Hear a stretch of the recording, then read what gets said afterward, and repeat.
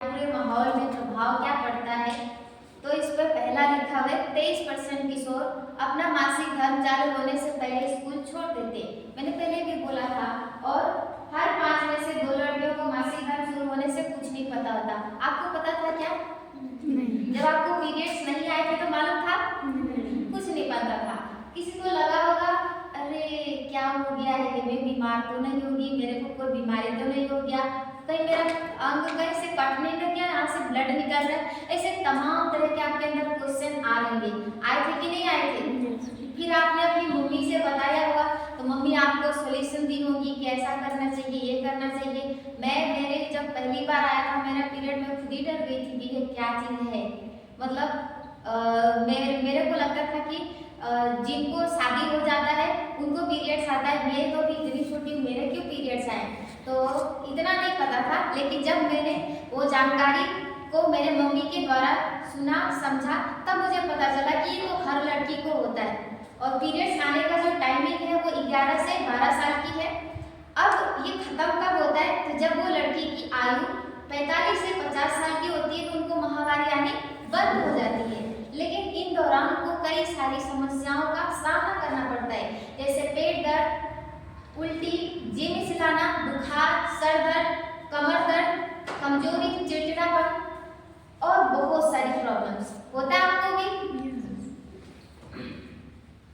और इसके कारण हमें चिंता, भय, डर लगता है, नफरत होती है, शर्म आती है और हम हिंसा का शिकार बने रहते हैं। अगर हमको सैनिटरी पैड भी खरीदना जाना पड़े ना तो हम देखते हैं वो स्टोर पे लड़का बैठा है कि कोई महिला या पुरुष जेंट्स, ऐसा देखते हैं। अगर वो लेडीज होगी तो हम आराम से जाते हैं वहाँ से शॉप से खरीद के वो ला देते हैं सैनिटरी पैड्स। और वो भी जब देंगे तो किस में देते हैं? ब्लैक पॉलीथीन या पेपर में लपेट के देते हैं ताकि कोई उसे ना देखे। आप अगर दवा खरीदने जाओगे तो उसे क्या छिपा के लाते हैं आप लोग? बहुत लोग दिखाते हैं, देखो हम इतना सारा दवा लेकर आए हैं, बुखार का है, खांसी का है, जुकाम का है, शुगर का है, डायबिटीज, कोई तरह का दवाई होती है जो सबको शेयर करती है। लेकिन एक पैड में ऐसी क्या बुरी बात है कि हम छिपा के लाते हैं? मैं आगे उसको बताऊंगी। इससे पहले हम जानेंगे कि हमारा जो पीरियड्स आता है वो कैसे आता है। ये फिगर किसको पता है इसे क्या बोलना जाता है?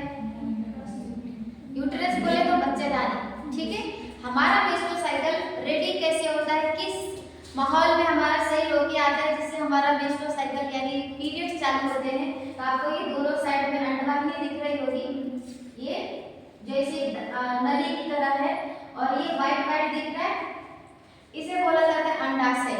आप कहाँ रहते हैं? जंगल में, सिवान में, घर में? घर में।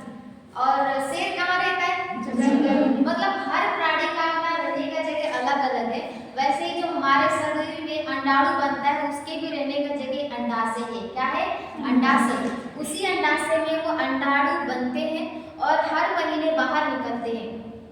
तो ये जो अंडाशय है, इस अंडाशय से हार्मोन्स निकलता है और वो हार्मोन्स यहाँ हमारे पीयूष ग्रंथि से रिलीज होता है, ब्लड के माध्यम से हमारे बच्चेदानी के पास यहाँ अंडाशय में आता है और उस अंडे को बाहर निकालता है। जैसे एक मुर्गी अंडे को गर्म करती है उससे क्या निकलता है?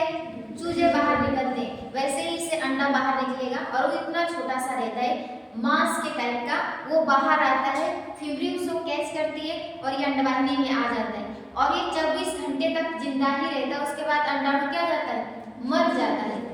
गोली सबने देखा है, गोली का आकार गोल होता है, उसके अपने हाथ पैर नहीं होते ना, ठीक वैसे ही अंडाणु के पास अपने हाथ पैर नहीं होते। अब ये आगे कैसे जाएगा? अब तो अंडाणु वहाँ मर चुका है क्योंकि अंडाणु का जीवन काल होता ही कितना है? सिर्फ 1 दिन। अब मरने के बाद अंडाणु वाइब्रेट करता है हार्मोन्स के द्वारा। उस हार्मोन्स का नाम है एस्ट्रोजन।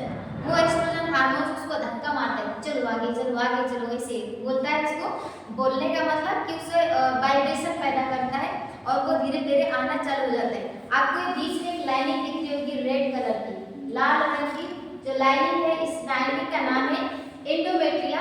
हिंदी में बोलेंगे गर्भाशय अंतःस्तर, यानी गर्भाशय की सबसे आंतरिक परत होती है जो हर महीने बनती और टूटती है, ये वाली लेयर्स। तो आपने ये फील किया होगा कि जब आपकी ब्लीडिंग होती है तो कुछ मांस के टुकड़े टाइप का निकलता है, वो ये यही वाला जो लेयर है यही टूट के बाहर आता है।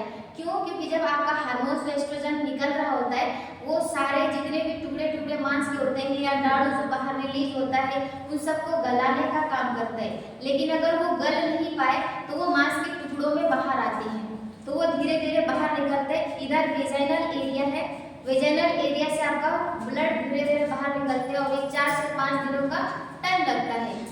ये सब जितनी भी प्रक्रिया है सब प्राकृतिक है, हर लड़कियों को ये होता है। लेकिन दुख की बात यह है कि जिनको पीरियड्स नहीं आते उनको ढेर सारी समस्याओं का सामना पड़ता है। समाज से, गांव से, ससुराल से शादी हो गई तो और कई सारी दवाइयाँ लेनी पड़ती है, फिर भी उनको पीरियड्स नहीं आते, तो उनको हर जगह शर्म फील होती है। लेकिन हमें तो प्राउड फील करना चाहिए कि हमें पीरियड्स आते हैं। अब बताइए, क्या अभी भी आप बताओगे कि पीरियड्स शर्म की बात है? नहीं। अब हम गर्व करेंगे और ये कहेंगे कि गर्व से कहो मैं नारी हूँ और मुझे भी मासिक धर्म होता है, ऐसा प्राउड फील होना चाहिए खुद को। हम किसी से शर्माए नहीं, क्योंकि आज का पीछे का जो जनरेशन है हमें हमेशा छिप के ही बातें बताया गया है। ना हम अपने पापा से बोल सकते हैं, ना भाई से बोल सकते हैं, और अभी मेरे बताने के बाद भी आप नहीं बोलोगे, इतना मेरे को पक्का पता है। क्योंकि जो चीज होती है ना, मतलब किसी चीज का डेवलपमेंट होता है तो धीरे धीरे होता है। तो मैं उम्मीद करती हूँ कि आपके बच्चे आने तक ये सारा चीज खत्म हो जाना चाहिए। और ये चीज के बारे में हमें एक जब 5 से 6 साल की लड़की होती है तभी उनको ये चीज बता देनी चाहिए कि आपको भी पीरियड्स आएंगे, आपको भी ऐसी प्रॉब्लम होगी, पीरियड्स में कैसे आते हैं, क्यों आते हैं, ये सब जानकारी अगर हम एक छोटे लड़की और लड़कों दोनों को बताएंगे तो वो समझेंगे कि पीरियड्स कोई बुरी चीज नहीं है और ना ही हमको इसका कोई मजाक बनाना चाहिए। तो जो लड़की, जिस लड़की को अब 11 से 12 साल में पीरियड स्टार्ट होंगे तो उनको थोड़ा आराम महसूस होगा, ये तो नॉर्मल चीज है, तो सबको होता है। उस टाइम वो घबराएगी नहीं, जैसे आप और हम सब घबराए थे वैसे वो नहीं घबराएगी, उनको नॉर्मल स्थिति जैसा एहसास होगा। ठीक है।